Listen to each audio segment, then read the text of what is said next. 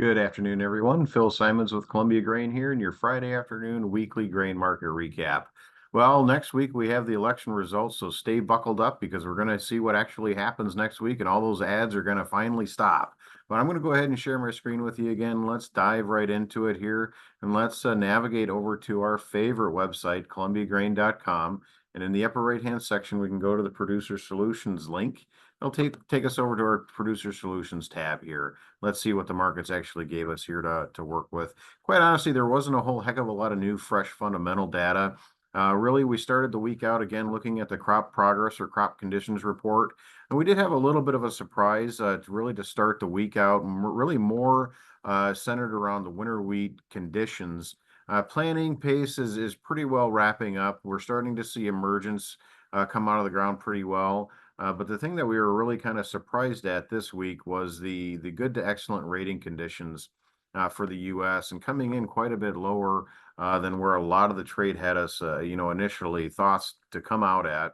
We did see kind of the northern tier of the U.S. Montana, quite honestly sticks out, coming in at only 17% good to excellent. But again, being the first ratings conditions report to be released for the seed that's in the ground, it's really way too early to be too overly concerned about the first initial blush of the conditions report. But it did get the market talking a little bit to potentially see, what could be on the horizon in that regard. So as a result, the markets did jump up on Monday, Tuesday, but then subsequently kind of faltered back a little bit after cooler heads prevailed, quite honestly, and everybody started to realize that it's way too early to really be building too much of a weather, implications into the market, especially when we have to get all the way through winter and everything else. But other than that, realistically, that was kind of the big thing here that shook everything up at the beginning of the week, but then the tail end of the week, everything kind of settled back. We did have our export sales released on yesterday as a normal fashion. Numbers still coming in pretty good, quite honestly, for corn, soybeans, and wheats.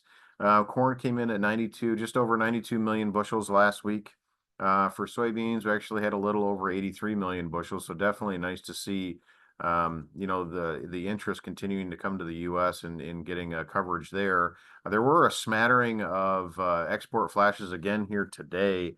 Even more corn going down to Mexico, and some more soybeans getting sold to China in terms of like an export sales flash. But we'll see those numbers next week show up there.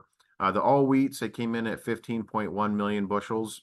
Again, spring wheat came in at 4.6 million. Winter wheat, hard red winter wheat came in at 5.1, and soft white came in at 4.6. So fairly decent round of sales, all together. The wheats did come in a little bit lower than where the overall trade kind of initially thought that we would see the numbers coming in at, but still overall fairly decent. But when the dust settled here today, when we take a look and see what the actual futures markets did on the week, we do see that Dees corn had an overall range of just 6 cents here this week. Pretty sideways trade action there. And we actually closed the week out with a net gain of a penny.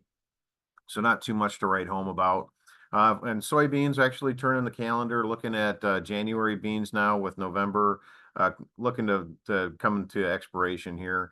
But overall, the range that we saw in January beans was 31 cents, and the weekly change we actually lost 2 cents there.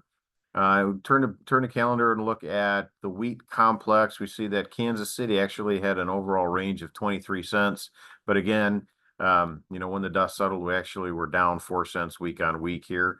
In Chicago, we had a 23-cent range there as well, but we were actually able to hold on to 4 cents.